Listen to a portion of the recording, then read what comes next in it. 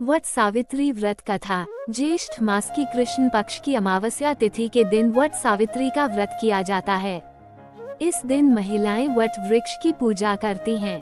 मान्यता है कि वट वृक्ष में त्रिदेव का वास है। साथ ही वट वृक्ष के नीचे ही यमराज ने सावित्री को पति सत्यवान के प्राण वापस लौटाए थे। इसलिए इस दिन वट वृक्ष की पूजा और कथा का पाठ करने से महिलाओं को व्रत का पूरा फल मिलता है। यहाँ विस्तार से पढ़े वट सावित्री व्रत की संपूर्ण कथा। एक बार देवी पार्वती ने भगवान शिव से पूछा, हे प्रभु, आप सर्वज्ञ हैं, आप मुझे वो पुण्यकारी कथा सुनाइए जो महिलाओं के लिए अत्यंत शुभ फलदायक हो, पतिव्रता धर्म को दृढ़ करने वाली हो और सौभाग्य प्रदान करने वाली हो। प्रभास क्षेत्र में स्थित सावित्री देवी की कथा मुझे सुनाई, जिसकी महिमा आज भी वट सावित्री व्रत के रूप में पूजी जाती है। तब भगवान शिव बोले, हे पार्वती, मैं तुम्हें एक ऐसी कथा सुनाता हूँ जो महिलाओं के लिए आस्था, शक्ति और पतिव्रता धर्म की अद्भुत मिसाल है। ये कथा प्रभास क्षेत्र की है, जहाँ सावित्री स्थल नामक स्थान पर वट सावित्री व्रत की महान परंपरा का आरंभ हुआ। बहुत समय पहले मद्र देश में अश्वपति नामक एक प्रतापी और धर्मनिष्ठ राजा राज्य करता था। वह सत्यवादी, क्षमाशील और प्रजावत्सल था, परंतु उसे कोई संतान नहीं थी। संतान की प्राप्ति के लिए उसने कई वर्षों तक नित्य सावित्री देवी की पूजा की। अंततः उसकी तपस्या और भक्ति से प्रसन्न होकर स्वयं सावित्री देवी प्रकट हुई और उसे पुत्री प्राप्ति का वरदान दिया। कुछ समय बाद अश्वपति की रानी ने एक दिव्य कन्या को जन्म दिया, जो रूप, गुण और तेज में स्वयं देवी सावित्री का अंश मानी गई। राजा ने उसका नाम भी सावित्री ही रखा। वो कन्या बड़ी होकर अत्यंत सुंदर, गुणवान और तेजस्विनी बनी। नगरवासी उसे देखकर यही कहते कि यह कोई साधारण कन्या नहीं, देवी का अवतार है। जब सावित्री यौवनावस्था में पहुंची तो राजा अश्वपति ने विवाह की चिंता की। उन्होंने अपनी पुत्री से कहा, पुत्री, तुम्हारा विवाह योग्य समय आ गया है, परंतु मैं तुम्हारे लिए कोई उपयुक्त वर नहीं ढूंढ पा रहा हूँ। अतः मैं तुम्हें अनुमति देता हूँ कि तुम स्वयं अपने लिए योग्य वर का चयन करो। राजा के निर्देश पर सावित्री कुछ वृद्ध और बुद्धिमान मंत्रियों के साथ वन क्षेत्रों की यात्रा पर निकली, जहाँ उन्होंने कई तपस्वी और राजवंशीय परिवारों को देखा और अंततः शाल्व देश के निष्कासित राजा द्युमत्सेन के पुत्र सत्यवान को अपना वर चुन लिया। सत्यवान नेत्रहीन राजा के साथ वन में जीवन व्यतीत कर रहा था। वह अत्यंत धर्मनिष्ठ, सत्यवादी और सेवापरायण युवक था। जब सावित्री अपने चयन की जानकारी लेकर लौटी तो वहां देवर्षि नारद पहले से उपस्थित थे। उन्होंने सत्यवान के बारे में सुनते ही कहा, हे राजन, सत्यवान सभी गुणों में श्रेष्ठ है, लेकिन एक दोष है, वह अल्पायु है। ठीक 1 वर्ष बाद उसकी मृत्यु निश्चित है। ये सुनकर भी सावित्री ने दृढ़तापूर्वक उत्तर दिया, वर एक बार ही वरण किया जाता है, चाहे वह दीर्घायु हो या अल्पायु। मैंने सत्यवान को अपना पति स्वीकार कर लिया है, अब कोई और मेरा वर नहीं हो सकता। राजा ने सावित्री की दृढ़ता देखकर नारद की सहमति से शुभ मुहूर्त में सत्यवान से उसका विवाह कर दिया। विवाह के पश्चात सावित्री पति के साथ वन में निवास करने लगी और आश्रम जीवन को अपनाया। सावित्री को नारद मुनि की कही बात याद थी, इसलिए वह प्रतिदिन दिन रात की गणना करती रही। जब सत्यवान की मृत्यु के 3 दिन शेष रह गए, तब सावित्री ने उपवास का संकल्प लिया। तीसरे दिन उसने वटवृक्ष के नीचे व्रत करते हुए देवी सावित्री की पूजा की। पूजा उपरांत वह अपने पति सत्यवान के साथ लकड़ी लेने वन की ओर गई। वन में सत्यवान को अचानक सिर में तेज पीड़ा हुई और वह सावित्री की गोद में सिर रखकर लेट गया। तभी सावित्री ने देखा कि एक तेजस्वी, कृष्ण वर्ण, पीत वस्त्रधारी, मुकुटधारी पुरुष वहां आए, जिनकी उपस्थिति दिव्य प्रतीत हो रही थी। सावित्री ने उन्हें प्रणाम करके पूछा, आप कौन हैं? वे बोले, मैं यमराज हूँ। तुम्हारे पति की आयु पूर्ण हो चुकी है, अतः मैं स्वयं उसकी आत्मा लेने आया हूँ। यमराज ने सत्यवान की आत्मा को अंगुष्ठ के आकार में निकालकर दक्षिण दिशा की ओर प्रस्थान किया। सावित्री भी उनके पीछे पीछे चलने लगी। यमराज ने कई बार उसे रोका, परंतु सावित्री बार बार विनम्रता से उत्तर देती रही, जहाँ मेरे पति जाएंगे, वहीं मेरी गति है।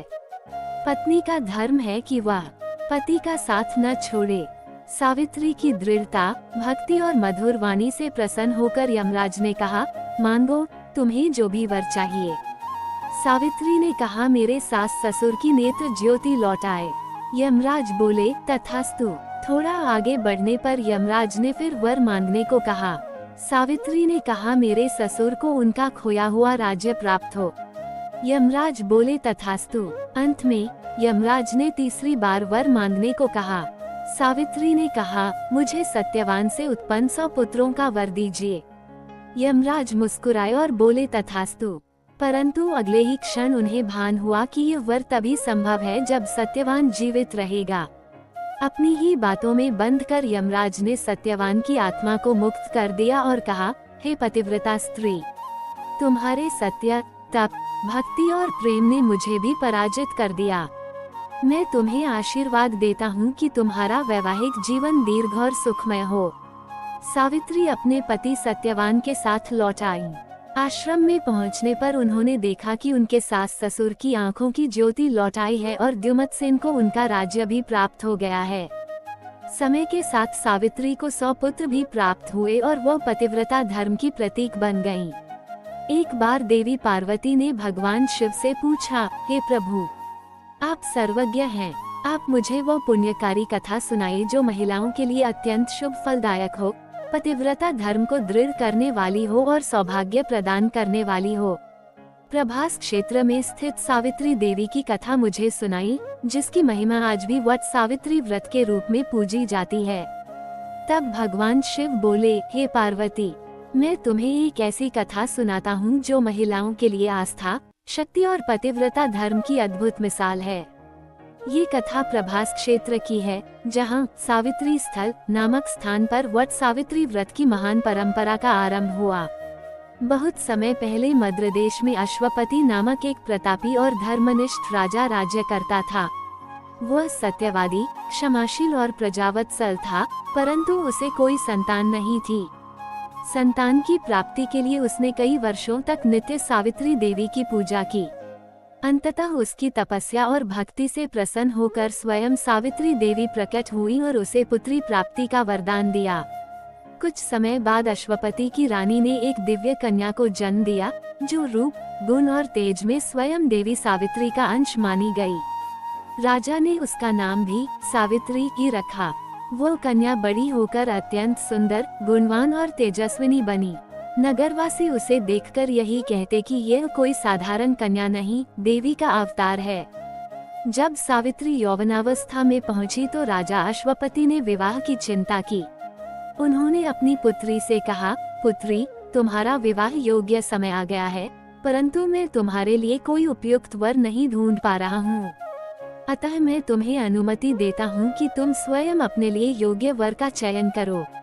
राजा के निर्देश पर सावित्री कुछ वृद्ध और बुद्धिमान मंत्रियों के साथ वन क्षेत्रों की यात्रा पर निकली, जहां उन्होंने कई तपस्वी और राजवंशीय परिवारों को देखा और अंततः शाल्व देश के निष्कासित राजा द्युमत्सेन के पुत्र सत्यवान को अपना वर चुन लिया।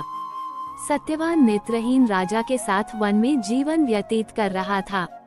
वह अत्यंत धर्मनिष्ठ, सत्यवादी और सेवापरायण युवक था। जब सावित्री अपने चयन की जानकारी लेकर लौटी तो वहां देवर्षि नारद पहले से उपस्थित थे। उन्होंने सत्यवान के बारे में सुनते ही कहा, हे राजन, सत्यवान सभी गुणों में श्रेष्ठ है, लेकिन एक दोष है, वह अल्पायु है। ठीक 1 वर्ष बाद उसकी मृत्यु निश्चित है। ये सुनकर भी सावित्री ने दृढ़तापूर्वक उत्तर दिया, वर एक बार ही वरण किया जाता है, चाहे वह दीर्घायु हो या अल्पायु। मैंने सत्यवान को अपना पति स्वीकार कर लिया है, अब कोई और मेरा वर नहीं हो सकता। राजा ने सावित्री की दृढ़ता देखकर नारद की सहमति से शुभ मुहूर्त में सत्यवान से उसका विवाह कर दिया। विवाह के पश्चात सावित्री पति के साथ वन में निवास करने लगी और आश्रम जीवन को अपनाया। सावित्री को नारद मुनि की कही बात याद थी, इसलिए वह प्रतिदिन दिन रात की गणना करती रही। जब सत्यवान की मृत्यु के 3 दिन शेष रह गए, तब सावित्री ने उपवास का संकल्प लिया। तीसरे दिन उसने वटवृक्ष के नीचे व्रत करते हुए देवी सावित्री की पूजा की। पूजा उपरांत वह अपने पति सत्यवान के साथ लकड़ी लेने वन की ओर गई। वन में सत्यवान को अचानक सिर में तेज पीड़ा हुई और वह सावित्री की गोद में सिर रखकर लेट गया। तभी सावित्री ने देखा कि एक तेजस्वी कृष्ण वर्ण पीत वस्त्रधारी मुकुटधारी पुरुष वहां आए, जिनकी उपस्थिति दिव्य प्रतीत हो रही थी। सावित्री ने उन्हें प्रणाम करके पूछा, आप कौन हैं? वे बोले, मैं यमराज हूँ। तुम्हारे पति की आयु पूर्ण हो चुकी है, अतः मैं स्वयं उसकी आत्मा लेने आया हूँ। यमराज ने सत्यवान की आत्मा को अंगुष्ठ के आकार में निकालकर दक्षिण दिशा की ओर प्रस्थान किया। सावित्री भी उनके पीछे पीछे चलने लगी। यमराज ने कई बार उसे रोका, परंतु सावित्री बार बार विनम्रता से उत्तर देती रही, जहाँ मेरे पति जाएंगे वहीं मेरी गति है। पत्नी का धर्म है कि वो पति का साथ न छोड़े।